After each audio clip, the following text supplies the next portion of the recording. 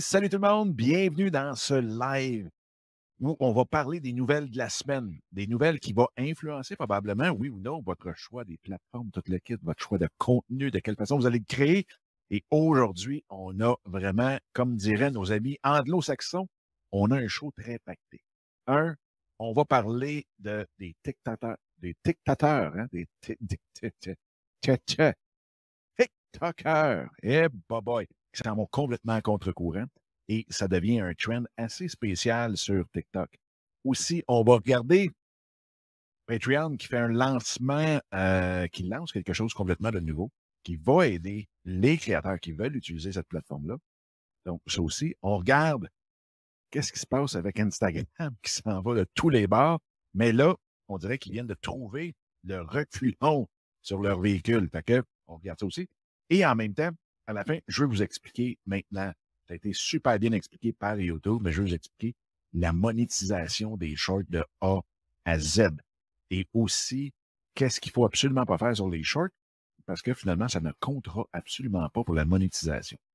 All right, fait que, on y va, sans plus attendre. Première chose, les TikTokers, il y a une grosse mode, présentement un trend, comme dirait tout le monde finalement, hein, même les Français. Un trend qui est la désinfluenciation, de-influencing. Donc, le hashtag de-influencing, ce que c'est que au lieu de promouvoir puis de mettre de l'avant des produits, les influenceurs, ce qu'ils font, c'est qu'ils vous parlent de produits que vous n'avez absolument pas de besoin. Donc, essayez de vous enlever dans la tête que vous avez besoin de tel ou tel ou tel produit. Qu'est-ce que ça va donner? Je ne sais pas, mais juste, je pense que c'est le mois passé ou même si ce n'est pas la semaine passée, 114 millions de fois, le hashtag de-influencing a été utilisé sur TikTok avec ça. Ça peut donner quelque chose de cool. On dirait qu'il y a énormément de changements dans la mentalité des créateurs présentement. J'ai vraiment hâte de voir où ça va nous amener, tout ça. L'autre chose aussi, Patreon. Patreon, c'est la fameuse plateforme où ce que les créateurs utilisent beaucoup. C'est un peu comme OnlyFans, mais pour créateurs de contenu qui restent habillés. Fait que ce que c'est les créateurs vont sur cette plateforme-là. C'est un peu comme un membership. Donc, les gens vont payer de 1 $ jusqu'à X et vont avoir euh, certains avantages, comme peut-être des shows, des questions-réponses, peu importe, des lives à l'intérieur de la plateforme avec les membres qui payent les créateurs de contenu pour les supporter, tout simplement. Donc, Patreon lance un podcast qui va être aussi sur YouTube, bien entendu. Et ce podcast-là, dans le fond, ils veulent vraiment parler des choses pour aider les créateurs à utiliser la plateforme, à savoir comment ça fonctionne, les meilleurs trucs et ainsi de suite.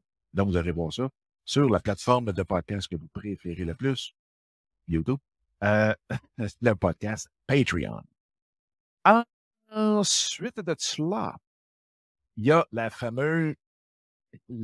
oui, notre fameux grand Instagram national qui essaie toujours de copier les autres dans la vidéo, surtout. Hein. Ils ont tous essayé de copier tout ce qui était TikTok, comme tous les autres aussi, on va se le dire. Sauf que, contrairement à YouTube, qui a à peu près 10 autres fonctionnalités, oui, ils ont beaucoup calqué les shorts sur ce qui se fait chez TikTok, mais il y a encore les longs, il y a encore les lives, il y a encore un paquet de choses. Tandis que Instagram, ben, si tu copies TikTok, tu défais complètement la nature et la culture de ta plateforme, qui était beaucoup photo, et ça a fait beaucoup de mécontents. Il y a beaucoup de monde qui sont partis de la plateforme YouTube, Instagram à cause de ça. Et là, bien, cette semaine, Instagram vient d'annoncer qu'ils remettent de l'avant les fameuses photos. Donc, on revient avec un modèle où ce sera les photos qui seront mises de l'avant, où on va vraiment remettre, dans le fond, la culture qui était là depuis le début chez Instagram. Donc, les Reels risquent peut-être de diminuer un petit peu de popularité. Même affaire pour les stories, tout le kit. Donc, tout ce qui est vidéo, tout ce qui est calqué sur TikTok risque de perdre peut-être un petit peu de popularité et ils vont pousser de plus en plus les photos qu'ils reprennent leur place dans l'écosystème des créateurs de contenu. Parce qu'ils se sont peut-être rendus compte que finalement, c'est peut-être mieux d'être niché que de toujours courir après son compétiteur, puis d'essayer de le copier. Puis c'est la même chose pour nous autres. Hein? Si on essaie toujours de copier ce qui se fait ailleurs, bien, souvent, ce qui va arriver, c'est qu'on va se fondre dans la masse parce qu'on va être pareil comme tout le monde, au lieu de garder notre niche et de vraiment créer notre contenu original. Et en parlant de contenu original, eh bien, on tombe sur les fameuses monétisations des shorts de YouTube. On le sait, j'en ai parlé dans les dernières vidéos, il faut avoir notre 1000 abonnés et avoir 10 millions de vues dans les 90 derniers jours. Donc, ça, c'est la base. Et tantôt, je vais vous dire aussi un des aspects qu'ils ont expliqué qui fait en sorte que si on va dans cette route-là, quand même qu'on arrête 200 millions de vues, on fera 0 sous. OK? Donc, la première chose, et là, je me suis pris des notes pour être sûr de vous l'expliquer exactement comme il faut, étape par étape. La première chose, c'est que il va avoir des revenus, il va avoir des annonces entre les shorts. Donc, vous pouvez écouter 3, 4, 5 shorts, là, boum, un annonce. 3, 4, 5 shorts, boum, un annonce. Ça, c'est la première chose. Donc, là, ce qu'il va faire, c'est qu'il va avoir tout le montant de revenus de ces annonces-là qui vont être calculés. Ensuite de ça, il y a un pool qui est créé. Et le pool, dans le fond, se divise en deux. Il va y avoir le pool pour les créateurs, mais il va y avoir aussi le pool pour la musique.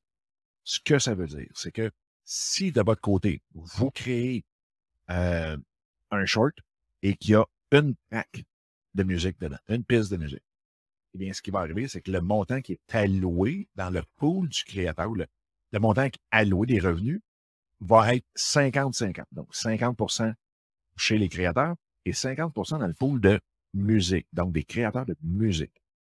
Si jamais vous avez 2 tracks de musique, eh bien, ça va être 33%, 66%.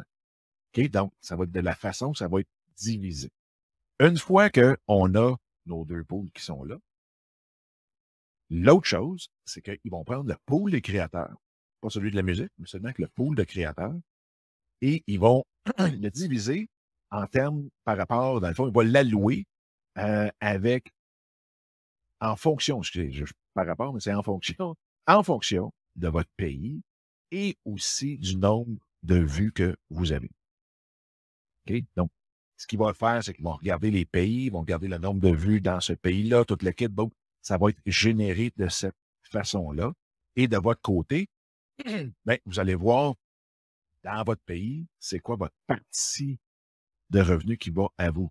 Est-ce que vous avez 5%, 10, 20% de toutes les vues qui sont faites dans votre pays et ainsi de suite. Et ensuite de ça, à la fin, le créateur, donc si vous, de votre côté, il y a la portion Canada ou France ou Suisse ou Belgique qui a un montant X global pour le pays et que vous, de votre côté, par rapport au nombre de vues que vous avez fait, vous avez 10%, 5%, peu importe. Et ça donne 1000 $. Okay? Bon, si ça donne 1000 $, après ça, vous gardez 45% directement de ces revenus-là. Donc, c'est de la façon que c'est fait. Il y a les revenus qui sont tous calculés. Ensuite de ça, c'est séparé musique et créateur du contenu comme tel. Ensuite, par pays et par votre nombre de vues, vous allez aller chercher une portion du marché, donc une portion du nombre de vues. Et ensuite de ça, vous gardez 45% de ces revenus-là qui vous reviennent directement. Fait que c'est de la façon que c'est fait. Maintenant, le gros point qui fait que vous allez faire 0 ou tout l'argent, c'est que si le contenu est original. Donc, si vous prenez juste un clip d'une entrevue de Joe Rogan et que vous le mettez sur un short et boum, ça compte pour 0. Donc, il faut que votre contenu soit original. Si vous prenez le contenu de Joe Rogan, vous l'amenez sur votre short et que vous changez, vous modifiez, vous ajoutez du contenu, des effets, peu importe, qui fait en sorte que le monde peut dire « Wow, c'est original », même si ça l'utilise du contenu qui vient d'ailleurs. Là, c'est là que ça peut compter dans la monétisation. Ça, c'est un peu une zone grise parce que qui décide de qu'est-ce qu'on en fait? Qui décide si c'est original ou pas? Il doit sûrement avoir une équipe, peu importe, qui regarde ça, surveille ça, puis ils vont bâtir un algorithme que si on entend Rogan parler plus que 30%. Bref, là, je divague un petit peu, mais c'est de la façon que ça va être fait. Donc, votre contenu doit être absolument original pour être sûr que vous soyez monétisé. Puis après ça, bien, on a vu la monétisation. Fait que c'est tout pour les nouvelles de cette semaine.